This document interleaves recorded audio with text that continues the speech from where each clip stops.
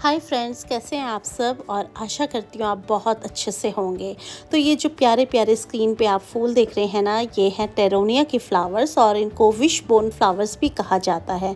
तो अक्सर अपनी जो संडे गार्डन ओवरव्यू है उसमें मैं आपको ये फूल दिखाती रहती हूँ और आप ही की फरमाइश थी कि मैम आप इस पर एक डिटेल वीडियो करिए। तो चलिए, आज का वीडियो आप ही की फरमाइश पर है। और जितने भी आप ये क्यारी में देख रहे हैं ना, ये मैंने गमलों में लगाया है और बॉर्डर की तरह इसको यूज़ किया है। तो दोस्तों, सबसे पहले तो आपको बताती हूँ कि आप इस फूल को कहाँ लगाएं। अगर आप चाहें तो इनको आप क्यारी में लगा सकते हैं, नहीं तो मेरी तरह इसको बॉर्डर की तरह यूज़ कर सकते हैं। आप गमलों में लगा सकते हैं, ट्रेज में लगा सकते हैं, और सबसे बढ़िया तो ये हैंगिंग बास्केट्स में लगते हैं। तो मैंने सब में ही लगाए हैं। चलिए आपको यहीं से दिखाती हूँ। ये वर्टिकल स्टैंड आप देख रहे होंगे, सबसे ऊपर यहाँ पर हैंगिंग बास्केट्स भी लगी हैं, और यहाँ पर जो ट्रे नुमा गमले होते हैं उनमें मैंने इनको लगाया है। तो दोस्तों, एक एक ट्रे में दो दो प्लांट्स हैं। तो जिस टाइम पे मैंने लगाया था छोटी छोटी सैपलिंग्स इसकी, तो उस टाइम पे भी आपको दिखाया था, बिल्कुल एक डंडी की तरह थी वो। लेकिन हमें वो फूल कम नहीं चाहिए, हमें इस तरह से बुशी प्लांट्स चाहिए। तो मैंने उनकी कर दी थी ऊपर से पिंचिंग। तो पिंचिंग का मतलब होता है दोस्तों कि आप ऊपर से 2 इंच के करीब उसको कट कर देंगे ना, तो फिर वो जो ब्रांचेस हैं 2 से 4, 4 से 6, 6 से 8, इस तरह से एक बुश बन जाती है, छोटी सी झाड़ी बन जाती है। और जो फूल हैं वो बहुत ही गजब के लगते हैं, बहुत ही भर के आते हैं। तो ये तो बात हुई इसकी पिंचिंग की। तो दोस्तों, ये ना कई लोग कहते हैं कि हमारे यहाँ सर्दियों में चलते हैं, जबकि मैंने तो इनको भरी गर्मी में लगाया था। और अभी तक अगस्त लास्ट हो गया, देखिए कितने प्यारे फूल अभी भी खिले हुए हैं। तो ये ना पूरे साल भर ये फूल चलते हैं। किसी के यहाँ ज़्यादा गर्मी होती है तो शायद वो सर्दियों में चलते होंगे, लेकिन हमारे यहाँ तो मैंने इसको दोस्तों अप्रैल के मौसम में, अप्रैल के महीने में, अप्रैल मई में लगाया था। और इस टाइम पे हो गया है अगस्त। देखिए अभी तक ये जो फूल है ना खिल रहे हैं। और ये जो छोटी सी चिड़िया है ना, ये हैंगिंग बास्केट पे बैठ बैठ के इनका जो पॉलिनेटर्स हैं ये इसके अंदर होते हैं। छोटी छोटी सी कई बार कीड़े होते हैं, उनको भी ले रही है, इसके परागकण को भी खा रही है। तो इस तरह से ये काम जो है ना पॉलिनेशन का चलता रहता है। बहुत सारे भंवरे तितलियां इन पर आते रहते हैं। तो एक आप अगर इस छोटे से फूल को लगा लेंगे ना, तो बहुत ही खूबसूरत नज़ारा आपके गार्डन का होगा। और बहुत ही, जिस टाइम पे गर्मियों में कोई फूल नहीं होता ज़्यादा कोई ख़ास, उस टाइम पे ये फूल ना बहुत ज़्यादा भर के देते हैं। तो दोस्तों, आज इसी के ऊपर बात करेंगे। सबसे पहले इसकी मिट्टी कैसी हो ये हम जानेंगे।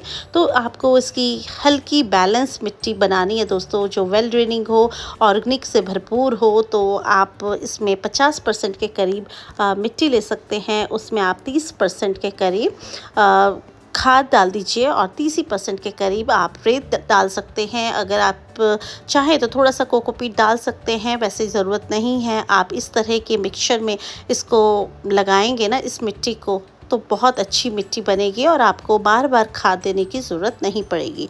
दोस्तों, वैसे ये कोई हैवी फीडर प्लांट नहीं है। बस आपको इसको अगर लगातार ब्लूमिंग लेनी है तो थोड़ा थोड़ा हर महीने इसको कुछ ना कुछ दे दीजिए। कंपोस्ट ही दे दीजिए। कई बार आप चाहें तो इसमें आप वर्मी कंपोस्ट डाल सकते हैं। इस तरह का अगर आप देंगे तो फिर बहुत ही अच्छे फूल खिलेंगे।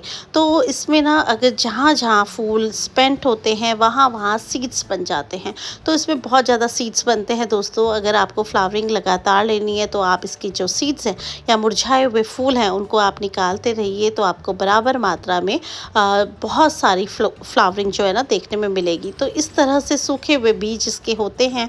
आप इन्हीं को जब ये बिल्कुल ड्राई हो जाएं या हल्के से सूख जाएं, उस टाइम अगर आपको सीड कलेक्शन करना है तो कर सकते हैं। नहीं तो ये क्या होता है, फूट जाते हैं।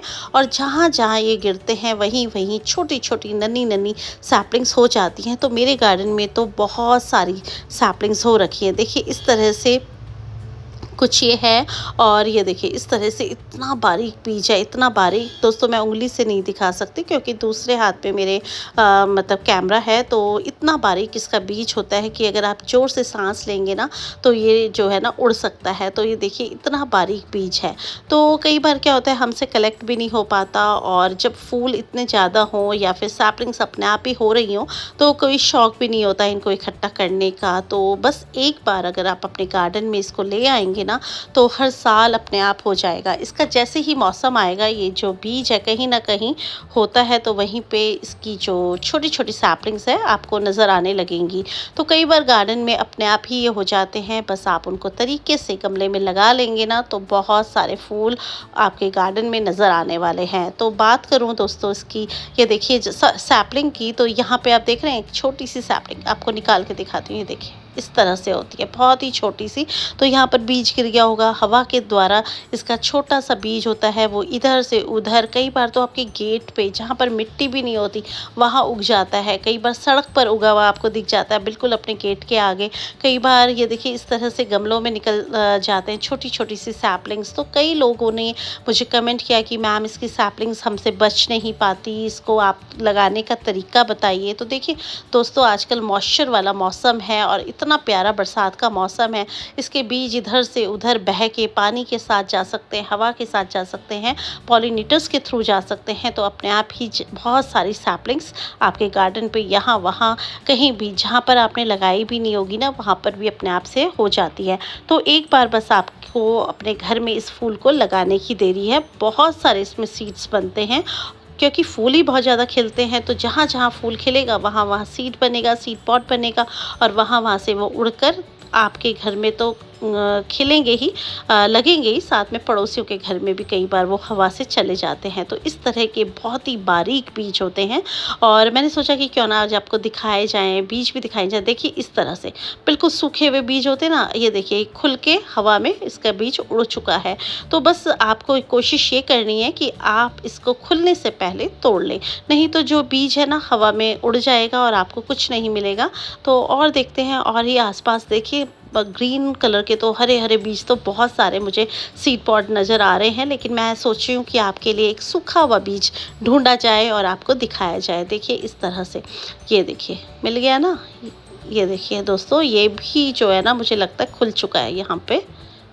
ये देखिए थोड़ा सा शायद इसमें है, ये देखिए 2-4 दाने हैं। तो बस इसी तरह से हैं। और ये जो आप हैंगिंग बास्केट में देखिए छोटा सा गमला आपको दिखाती हूँ, ये देख रहे हैं ना, तो जितनी भी आप इसकी कटिंग्स हैं, पिंचिंग करेंगे ना, उनको भी अगर आप लगा देंगे ना गमले में तो बहुत ही ज़्यादा आराम से वो कटिंग्स में जड़ आ जाती है और फिर वो उसके थ्रू भी आप एक नए प्लांट को बना सकते हैं। तो कहने का मतलब है इतना इजी टू ग्रो प्लांट है ये, एक बार आप लगा दीजिए, बिल्कुल आपको मुश्किल नहीं होगी। मुश्किल आपको इसको ख़त्म करने में होगी क्योंकि आप अपने गार्डन से इसको बाहर नहीं कर पाएंगे चाह कर भी, क्योंकि ये ना इसके छोटी छोटी सैपलिंग्स यहाँ वहाँ होती ही रहती है। तो दोस्तों अब बात करूँ इसकी, अगर मैं प्रूनिंग की, तो पिंचिंग से ये बहुत ही ज़्यादा बुशी हो जाते हैं। इस तरह से पूरा गमला कवर कर लेंगे, गमले की मिट्टी तो आपको दिखाई ही नहीं देगी, सिर्फ आपको फूल ही नज़र आएंगे। छोटे छोटे गमलों में भी आप इनको लगा सकते हैं, चाहे तो आप ट्रे में लगा सकते हैं, आप किसी बड़े पेड़ के नीचे इनको भर सकते हैं, फिलर का काम कर सकते हैं। मतलब कहने का है कि आपकी क्रिएटिविटी पे डिपेंड करता है कि आप इसको क्या रूप देना चाहते हैं। जिस गमले में आप इसको देंगे, जो गमला आप देंगे वो पूरी तरह से भर जाएगा।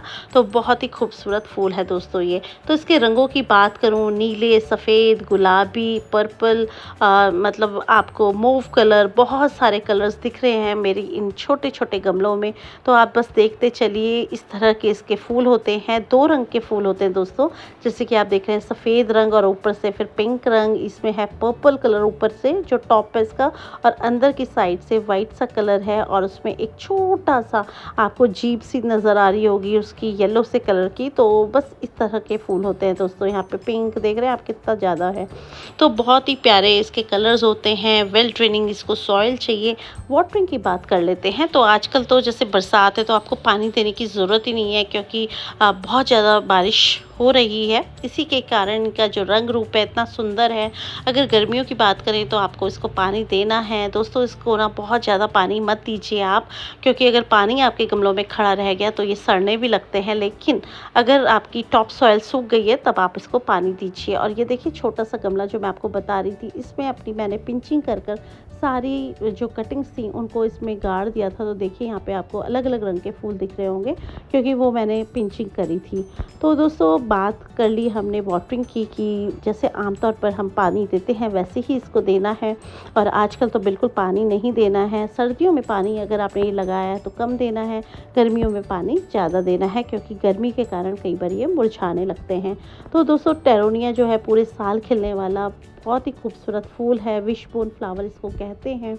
तो दोस्तों इसकी अगर हम फर्टिलाइज़र की बात करें तो हल्की बैलेंस खाद आप दे दें लगातार फ्लावरिंग के लिए। वैसे तो इसकी मिट्टी अगर आपने अच्छे से बनाई है, ऑर्गेनिक मैटर डाला है, तब तो आपको कोई ज़्यादा ज़रूरत नहीं है, लेकिन फिर भी अगर आप इसको 1-2 चुटकी माइक्रो न्यूट्रिएंट्स दे दें, वर्मी कंपोस्ट थोड़ी सी दे दें 1 मुट्ठी के करीब एक गमले में, या फिर आप इसको कुछ बनाना पील फर्टिलाइज़र दे दें। इस तरह का कुछ भी आप इसको देते रहेंगे ना तो ये भी अपनी जो फ्लावरिंग है वो बूस्ट करता रहेगा। और जो मिट्टी है उसकी आप समय समय पर गुड़ाई करिए जिससे कि जो मिट्टी है बहुत ज़्यादा सख्त ना हो। कई बार पत्थर जैसी मिट्टी हो जाती है दोस्तों, लेकिन मज़े की बात है फूल खिलते रहते हैं लेकिन उसको भी ऑक्सीजन चाहिए पौधे को, तो इसलिए आप मिट्टी में गुड़ाई करते रहा करें जिससे कि जो आपका फूल है बहुत ही खूबसूरत चलेगा।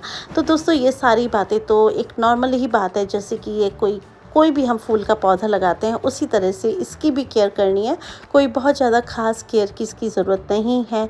अगर आप चाहें तो इसका सीड कलेक्शन कर सकते हैं, बिल्कुल परफेक्ट टाइम है क्योंकि इसके बाद ये सारे गमले हम निकाल देंगे और हम लगाएंगे गुलदावरी थाईलैंड वाली, या फिर कोई नॉर्मल गुलदावरी है, गेंदा है। अब आने वाला टाइम उन्हीं का है। तो बस इन मतलब जो ये ट्रेज़ हैं भर भर के आप देख रहे हैं इनको मुझे खाली करना है, लेकिन जिस टाइम पे हम खाली करें तो एक आध गमला अगर आपका अच्छा चल रहा है ना तो उसको ऐसे ही छोड़ दें, क्योंकि क्या होता है कि वैरायटी आपको कभी भी ख़त्म नहीं करनी है अपने यहाँ से, और अगले सीज़न में फिर आप इसकी कटिंग्स के थ्रू, इसके सीड्स के थ्रू भी इनको लगा सकते हैं। दोस्तों इनके बीजों को अगर आप इकट्ठा कर लेंगे और मार्च में फिर लगा देंगे तो फिर पूरी गर्मियों और पूरी बरसातों ये फूल आपके गार्डन से कहीं नहीं जाएगा और बहुत ही खूबसूरत एक नज़ारा जैसे आजकल मेरे गार्डन का है ऐसा होता रहेगा। तो ये सारी बातें हो गई विशबोन फ्लावर की। बहुत ही खूबसूरत इसके कलर्स होते हैं और जो पॉलिनेटर्स को अपनी तरफ बहुत ज़्यादा अट्रैक्ट करते हैं। तो आपको ना घंटी की शेप का थोड़ा सा ये नज़र आ रहा होगा इसका जो फूल है, और बहुत ही प्यारा, आपको बहुत ही पास से दिखाती हूँ। देखिए इस तरह से हैं ये, और सुंदर तो बहुत ज़्यादा हैं दोस्तों। कलर्स इनकी बस पूछिए मत कितने सुंदर, पर्पल कलर, और पर्पल में भी 2-3 कलर्स हैं, मतलब एक डार्क वाला है, एक लाइट वाला है, एक मोव वाला है। इस तरह से ये कलर हैं। बैंगनी कलर देखिए आप कितना प्यारा लग रहा है इसका। तो छोटे छोटे फूल होते हैं लेकिन बहुत ही सुंदर, जिस टाइम पे खिलते हैं ना तो दिल खुश हो जाता है दोस्तों। और फूल इतने ज़्यादा होते हैं कि महसूस ही नहीं होता कि ये फूल जो हैं झड़ कर गिर गए हैं या कहाँ गए, कुछ पता नहीं चलता इनका। और जहाँ पर ये गिरता है फूल ना वहीं पे सीड पॉड हो जाता है। तो इतने सारे सीड पॉड्स, इतने सारे वो अपने आप ही फूट जाते हैं सीड्स, और जब वो पक जाते हैं और जो उसके बीज हैं यहाँ वहाँ गिरते हैं, और बहुत सारे छोटी छोटी सैपलिंग्स हमारे गार्डन में होती रहती है। दोस्तों इसकी सनलाइट के बारे में बात करें तो कई लोग कहते हैं ये फुल सन का पौधा है, कई लोग कहते हैं ये ब्राइट लाइट में यानी सुबह की मॉर्निंग लाइट इसको देनी है। तो दोस्तों मैंने तो ये फुल सनलाइट में रखे हैं, लेकिन जहाँ पर बहुत ज़्यादा गर्मी होती है या गर्मियों में आप मई जून की गर्मियों में इसको थोड़ा सा मॉर्निंग सनलाइट दीजिए, क्योंकि दिन वाली जो गर्मी है कई बार हम पानी नहीं दे पाते तो ये झुलसने भी लगते हैं। तो उस समय पे आप इसको आधे सन की यानी जो सुबह वाली लाइट है ऐसी जगह पे रख दीजिए। लेकिन जैसे आजकल बरसात है और बहुत ज़्यादा गर्मी नहीं होती है, उस टाइम पे आप इसको फुल सन भी दे सकते हैं। अगर आपके यहाँ बहुत ज़्यादा गर्मी पड़ती है उस टाइम पे आप इसको फुल सन की जगह आप जो दिन की आफ्टरनून वाली जो सन है उससे इसको बचा सकते हैं और आधे दिन की सनलाइट दे सकते हैं। तो इस तरह से अगर आप इसकी केयर करेंगे तो मैं आपको शर्तिया कह सकती हूँ कि ये पौधा बहुत अच्छा आपके यहाँ ग्रो करेगा, बहुत ज़्यादा सुंदरता आपके गार्डन में बिखेरेगा। तो दोस्तों आज का वीडियो आपको कैसा लगा प्लीज़ कमेंट्स ज़रूर करिएगा, क्योंकि ये वीडियो सिर्फ आपके लिए ही मैंने बनाई है। तो फिर मिलते हैं दोस्तों किसी नए वीडियो में किसी नए टॉपिक पर, तब तक के लिए हैप्पी गार्डनिंग, गुड बाय दोस्तों।